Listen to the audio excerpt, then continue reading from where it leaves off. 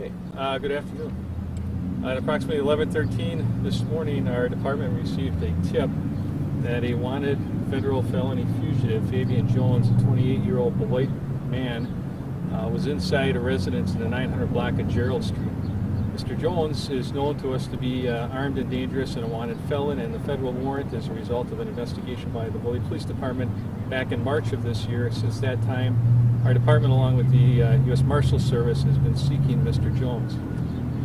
Units from our Special Operations Division, led by our Violent Crimes Interdiction Team, and our uniform patrol officers responded to the block and were able to ascertain that Mr. Jones was in fact in the residence.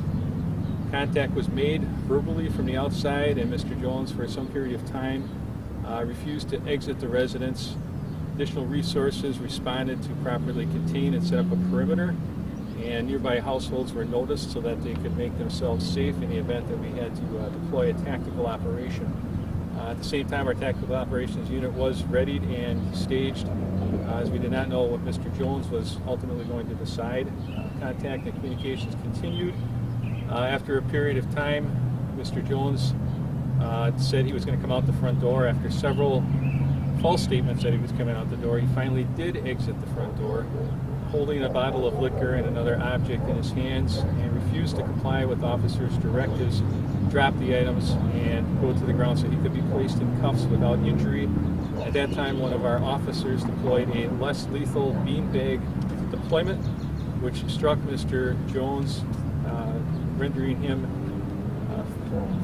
in a position where we could place him into custody without further injury. And so, just to clarify, a less lethal device is just like a taser, but a beanbag propulsion is a different type of less lethal deployment that is fired from what would look like a shotgun. So I think there was some initial thought by those watching that Mr. Jones had been shot, when in fact he was not shot. He was struck with a less lethal device. He does not have any injuries. He was placed in custody after that without further injury, and taken down to the police department for processing. During the course of this, one of our officers on the radio did say that they heard shots fired. This again was an officer who heard the deployment of the less lethal device and mistakenly said that on the air. No gunshots were fired during this incident whatsoever, and there's no injuries to any of the persons in the residence.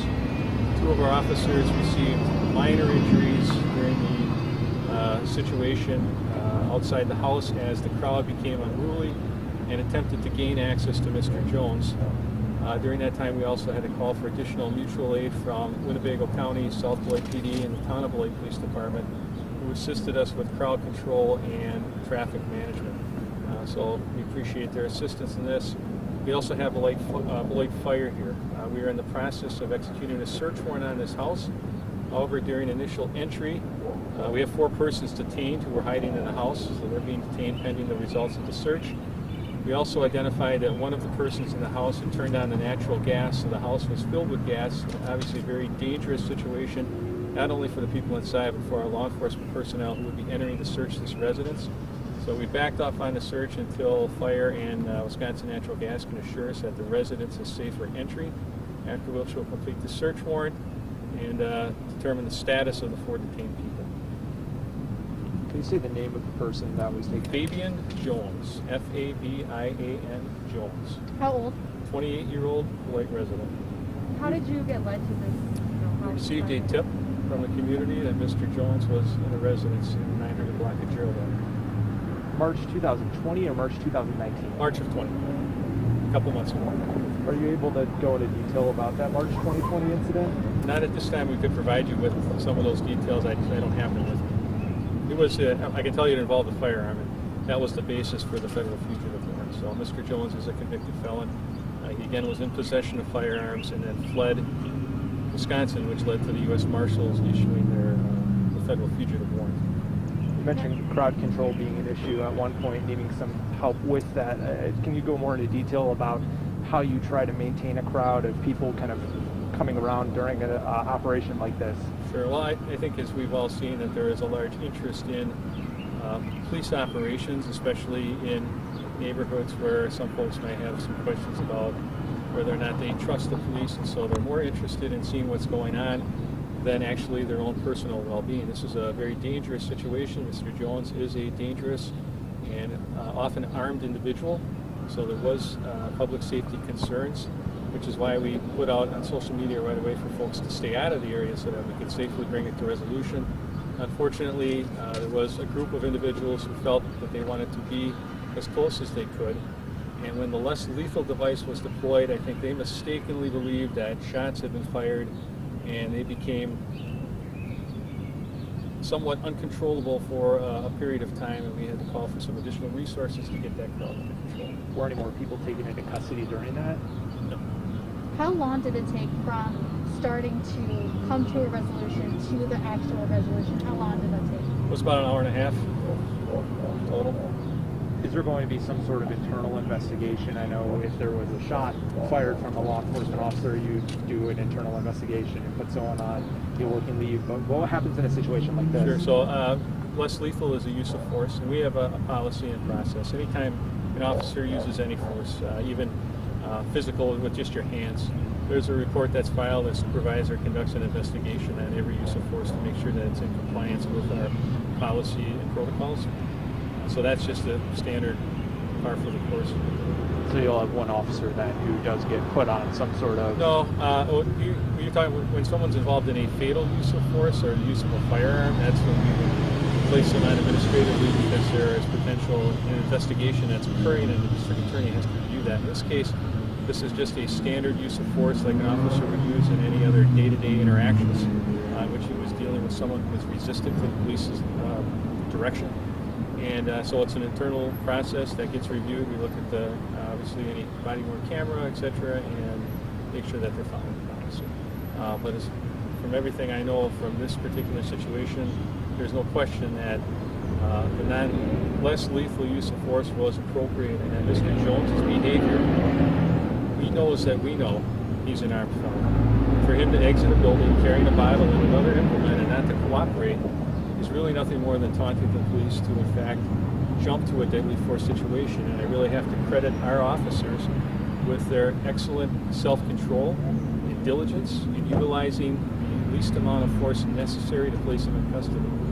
Now, I did see that there's quite a few officers right on the street there that might be blocking out. Is there anything that the public should be aware of, not going towards, avoiding areas? Yeah, at this time it's really just getting the house cleared from the natural gas, and then we'll be finishing our search warrant. So there aren't any, absent the natural gas, any other safety concerns for the neighborhood. So as soon as we can break down our footprint, we'll break that down to a smaller footprint, complete the search of the house, and turn it over to the property. I know you mentioned, he's dangerous, well, a lot of times armed. Oh my gosh, Yes. sorry about this. Can you talk a bit about, aside from that March incident, has there been incidents in the past that have kind of been a part of this? Mr. Jones, Mr. Jones does have an extensive record.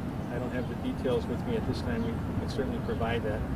But the nexus for this arrest was the March investigation, but it was not his first interaction with law violations and firearms. You mentioned the natural gas and the folks that were inside the house turning on the gas. Is that considered to be an ongoing situation there, and have any other homes had to be evacuated at this point? Other than the adjacent house, no, and I don't think there's been any other evacuation. It appears that it was just turned on and left running to create an explosive hazard. Obviously, they immediately turned it off, but just to be safe, we're having fire and Wisconsin Natural Gas to make sure that there aren't any breaches of any of the gas components, and that once turned off and ventilated, we should be fine. So that's still ongoing at this point? Well, before I came over here, it was ongoing, so Okay. that was about 30 minutes ago. All right, perfect, thanks. Anything else? Did you say 2 officers were injured? Minor injuries, scratches, and cuts from trying to control the crowd and so nothing serious. What are suggestions, for future situations that you advise of, the neighbors and things? Because obviously, you mentioned there was a lot of... Yeah, well, I think, and again, there was a lot of folks that did not congregate and attempt to interfere, and I just, again, it's, situations like this are extremely dangerous, and when we get unruly crowds that are trying to either intervene or distract the officers who have to concentrate on what they're doing for everyone's safety, that is extremely detrimental, not only to the officers, to the person we're trying to take in custody, but to the general public. And so, to the extent anyone has questions or thinks the police aren't doing something they shouldn't be doing, the place to discuss that and have that interaction is after the incident is over, after everything's been safely resolved, and then if someone has a complaint or an issue or a question, we're happy to sit down and discuss that with them and resolve those issues and explain to them what happened. And of course, if there are any violations or errors on our part, we would take appropriate action. But I just caution people from jumping to conclusions. They don't necessarily, and I wouldn't expect them to be familiar with all types of law enforcement equipment and what it sounds like. And I just think this, knowing what the beanbag sounds like, it sounds very much like a gunshot, and I can understand how people would jump to that conclusion. But again, that is not a time to try and intervene and get in the middle of a very dangerous situation. Okay, all right. Have a good afternoon. Thank you very much.